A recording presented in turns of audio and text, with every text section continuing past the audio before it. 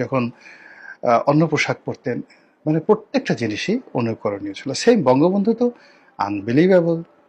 বঙ্গবন্ধুর সামনে যারাই বসেছে, সেটা সৌদি আরবের বাদশাহ বলেন, ফিদেল ক্যাস্ট্রো বলেন, আনোয়ার সাদাত বলেন, তিনি জোট নিরপেক্ষ যে আলজিয়ার্সে বৈঠক হলো 1973-তে, তিনি যে সেখানে গেলেন, অথবা তিনি যে ইসলামাবাদে গেলেন ওআইসি সম্মেলনে, তার ছবিগুলো দেখেন।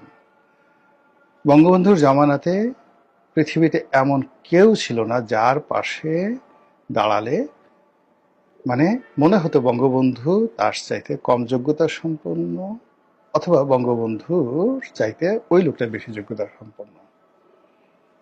বাঙালির যে শুরুটা হয়েছিল, এই রাষ্ট্রের যে শুরুটা হয়েছিল বঙ্গবন্ধুকে দেখে।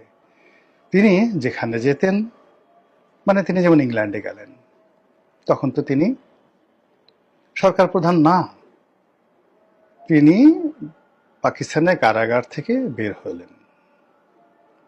তিনি অলংকারিক রাষ্ট্রপ্রধান, মানে মুক্তিযুদ্ধের সময় তাকে রাষ্ট্রপ্রধান করা হয়েছিল, ও এতটুকু তার যোগ্যতা।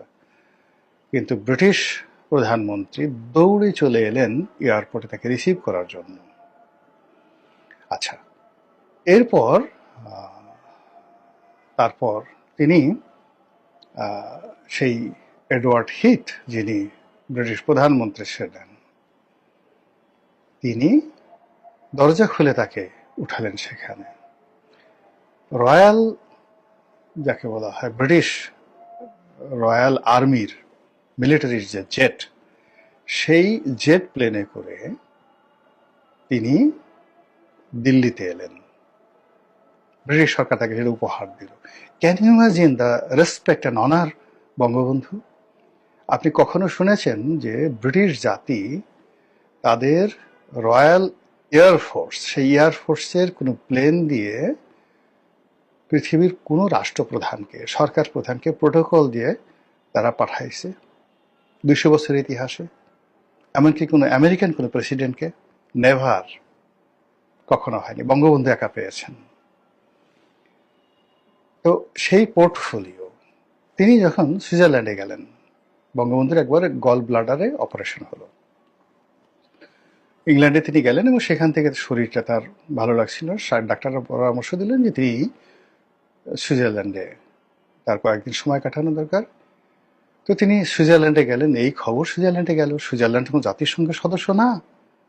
সুইজারল্যান্ডের পুরো ক্যাবিনেট চলে আসলো এবং তারা সুইজারল্যান্ডের সবচেয়ে সুন্দর জায়গাতে, সবচেয়ে সুন্দর যে হোটেলটি, সেই হোটেলে তারা বঙ্গবন্ধুকে রাখলেন উইথ অল গ্রুপ, এবং সমস্ত ব্যয়ভার সুইস গভর্নমেন্ট দিল।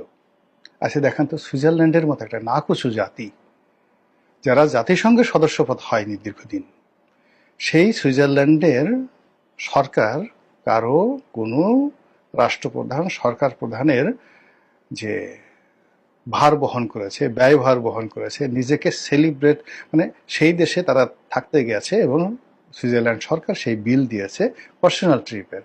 তাদের 100 বছরের ইতিহাস আপনি দেখাতে পারবেন না। Only one happened. সারা বাংলাদেশ আবার শেখ হাসিনার জ্বরে কাঁপছে। মানে এটা ইতিবাচক না, শেখ হাসিনার ভয়ে কাঁপছে।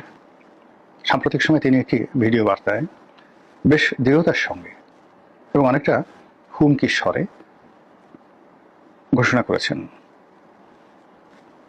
আগামী 6 মাসের মধ্যে তিনি দেশে ফিরবেন। এবং তিনি সরকারকে দুটো কথা বলেছেন। প্রথম হলো যে আমাকে যে বিমানে করে বা প্লেনে করে এই দিল্লিতে পাঠানো হয়েছে, সেই বিমান পাঠান, সেই বিমান পাঠান, আমি এখন চলে আসব। Number 1, it's a huge challenge. এবং যারা বিমানে করে শেখ হাসিনাকে দিল্লিতে পৌঁছে দিয়েছেন, তাদের গালের উপর রীতিমতো চপেটাঘাত। যদি সাহস থাকে, যদি শক্তি থাকে, তাহলে সেই প্লেনটা পাঠান। এখানে সাহস, শক্তি এবং সামর্থ্য, তাহলে সেই প্লেনটা পাঠান, আমি সেই প্লেনে চলে আসব। একেবারে বাংলা কথা। 2 নম্বর, আমি আসতেছি, জেলখানা রেডি করেন। আমাকে কোথায় রাখবেন? জেলখানা রেডি করেন, আর আমাকে যে ফাঁসি দেবেন সেই মঞ্চটাও রেডি করেন। এইরকম থ্রেট বিদেশে বসে বা জেলখানাতে বসে কোনো রাজনৈতিক নেতা দিয়েছেন আমি আসলে শুনিনি। অনেক বড় বড় নেতা এই মুহূর্তে জেলখানাতে আছেন। মায়ানমারের অং সান সু চি আছেন, ইমরান খান আছেন, মাদুরো আছেন, এরকম অনেকে আছেন। দিক থেকে শেখ হাসিনা একমাত্র সরকার প্রধান যিনি এই যাদের নাম বললাম তার সমসাময়িক সবার চাইতে বেশি পড়াশোনা করেছেন। মানে তার এডুকেশন কোয়ালিফিকেশন, ভালো ছাত্রত্ব, এগুলো ডাজ নট ম্যাটার, কিন্তু একটা বিষয় জানার জন্য, বোঝার জন্য যে মেহনত করা দরকার, পড়াশোনা করা দরকার, সেটা এই যে তার সমসাময়িক কোন নেতা বলতে পারবে না। শেখ হাসিনার সাথে বেশি লেখাপড়া করেছেন, মানে বই পড়েছেন। এবং অবাক করার ব্যাপার হলো এগুলো আবার পড়ে তিনি ডায়েরি মেনটেন করতেন এবং এই বিষয়গুলো নিয়ে আলাপ আলোচনা করতেন অনেকের সঙ্গে। তো সেই দিক থেকে আমার কাছে মনে হচ্ছে যে শেখ হাসিনা তার এই যে এক্সাইল, ভারতে যে অবস্থান, এটাকে নিজেকে তিনি তুলনা করছেন শের শাহে, দিস ইজ শেখ হাসিনা। তো সেই শেখ হাসিনা হঠাৎ করে বলতেছে 6 মাসে চলে আসবে। তাহলে বলেন তো, যারা জানে এই ঘটনাগুলো তারা কেন ভয় পাবে না?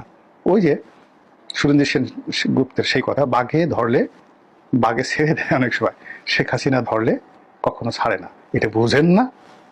এই কারণে দেখেন, এই যে সে যাই বলছে না কেন, সবকিছুতেই সংবাদ শিরোনাম হচ্ছে, সবকিছুতেই একটা আতঙ্ক তৈরি হচ্ছে, বিরক্তি তৈরি হচ্ছে। লোকজন বলছে যে কি হলো, এটা কি বুড়ো হবে না, এ কি মরবে না?